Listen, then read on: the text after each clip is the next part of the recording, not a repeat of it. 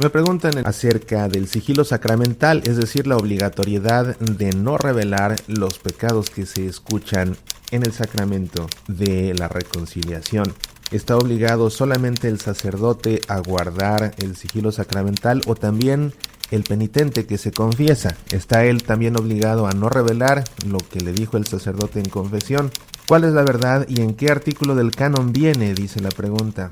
En el Código de Derecho Canónico leemos en el canon 983: el sigilo sacramental es inviolable, por lo cual está terminantemente prohibido al confesor descubrir al penitente, de palabra o de cualquier otro modo y por ningún motivo.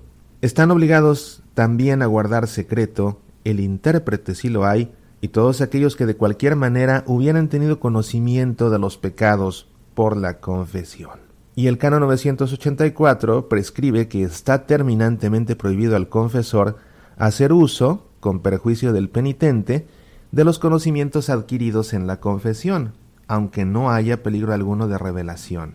Quien está constituido en autoridad no puede en modo alguno hacer uso, para el gobierno exterior, del conocimiento de pecados que haya adquirido por confesión en cualquier momento.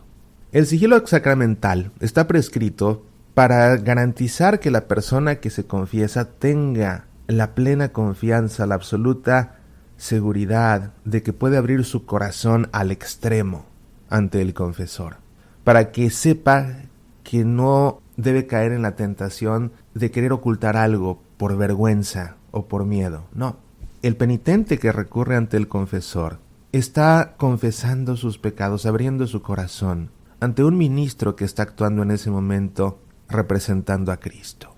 In persona Christi está ejerciendo este ministerio sacerdotal, escuchando con los oídos de Cristo al penitente, confortando con la misericordia de Cristo al penitente que se siente dolido por sus pecados y por las consecuencias de los mismos, aconsejando como Cristo Maestro al penitente para que enmiende su vida, juzgándolo también como Cristo, con misericordia y en base a la ley. Y fíjate, esto que digo es muy importante, porque el mismo Código de Derecho Canónico dice en el canon 978 que al oír confesiones, el sacerdote debe tener presente que hace las veces de juez y médico, y que ha sido constituido por Dios ministro de justicia y a la vez de misericordia divina, para que provea al honor de Dios y a la salud de las almas. De modo que el sacerdote también está juzgando a la persona que se está confesando, para encontrar si realmente ha habido pecado o no, y si no ha habido pecado en lo que confiesa la persona, orientarla, y si ha habido pecado, entonces, determinando la pecadora, poder absolverla de los pecados, poder imponerle una penitencia que la ayude a sanar y a dejar atrás el pecado y a convertirse, y en determinado momento retener la absolución si la persona que se confiesa está confesando una situación de la cual no quiere salir, un estado de vida que no quiere dejar atrás, o si ha cometido algún pecado que no puede en modo alguno ser absuelto hasta que no se haya reparado una falta. Y finalmente el sacerdote absuelve en nombre de Jesús a la persona de todos los pecados que ha cometido. Entonces, para garantizar esta confianza plena de las personas es que está prescrito este sigilo sacramental que obliga al sacerdote que ha escuchado los pecados, al intérprete, dice el Código Canónico, porque hay ocasiones en que quizás quien se está confesando sea, por ejemplo, un sordomudo y necesite de alguien que conozca el lenguaje de señales, de signos, para que esa persona a su vez pueda traducirle al sacerdote. En este caso, esta persona que sirve como intérprete debe también callar los pecados que escucha.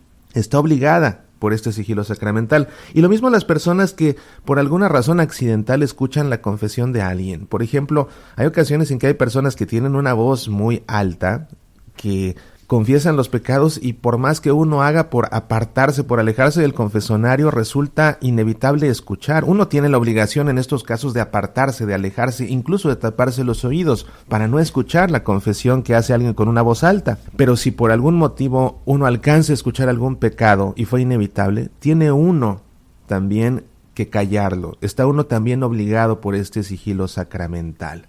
No se pensemos a lo mejor en un hospital, en una sala de terapia intensiva, en esos hospitales en donde cama tras cama se encuentran juntas, separadas tal vez solo por una cortina, y alguien está en peligro de muerte y viene el sacerdote y confiesa, y las demás personas que están en las camas anexas y las enfermeras que se encuentran ahí escuchan la confesión porque no tienen remedio, porque no pueden apartarse en ese momento, están obligadas también por este sigilo sacramental.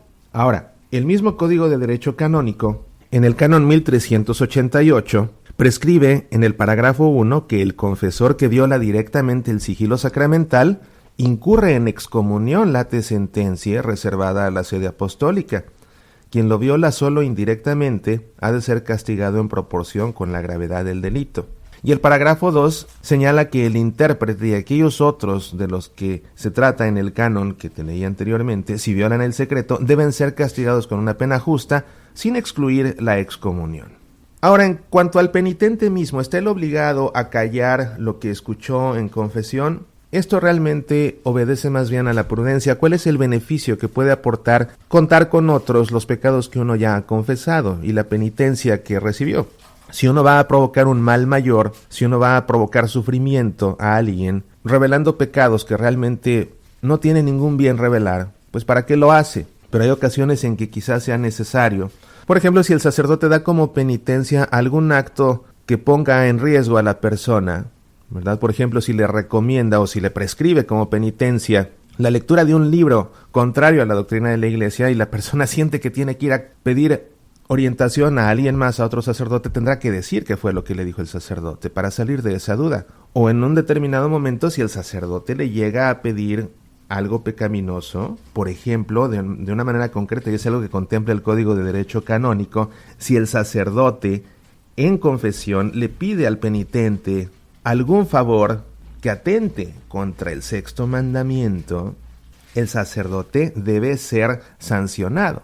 Y para poder ser sancionado, el sacerdote debe ser denunciado. ¿Denunciado por quién? Por el penitente que recibió esta solicitud de parte del sacerdote. Dice el Canon 1387, el sacerdote que durante la confesión o con ocasión o pretexto de la misma solicita al penitente a un pecado contra el sexto mandamiento del Decálogo debe ser castigado, según la gravedad del delito, con suspensión, prohibiciones o privaciones, y en los casos más graves debe ser expulsado del estado clerical. O puede ser también que la persona tenga que revelar lo que escuchó en confesión porque así se lo prescribió el sacerdote, precisamente como parte de su penitencia. Por ejemplo, un criminal que verdaderamente dolido, con un corazón contrito, se confiesa para poder quedar absuelto de su pecado, pero ha cometido un delito grave, bueno, Dios lo perdona, pero en justicia debe él también pagar por su culpa ante la sociedad. Entonces puede ser que el sacerdote lo absuelva del pecado, pero le prescriba que vaya y se entregue a la policía. Y en este caso, la persona no puede decir, es que como yo ya confesé el pecado, me lo voy a quedar callado y no voy a ir a la policía a entregarme, ¿no? En este caso tendría que ir a hacerlo.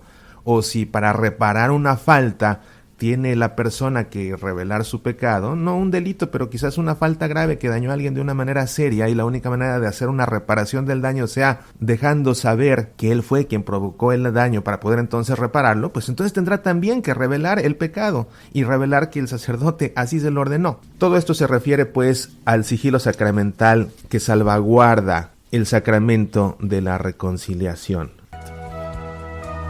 Soy Mauricio Pérez, estas son Semillas para la Vida.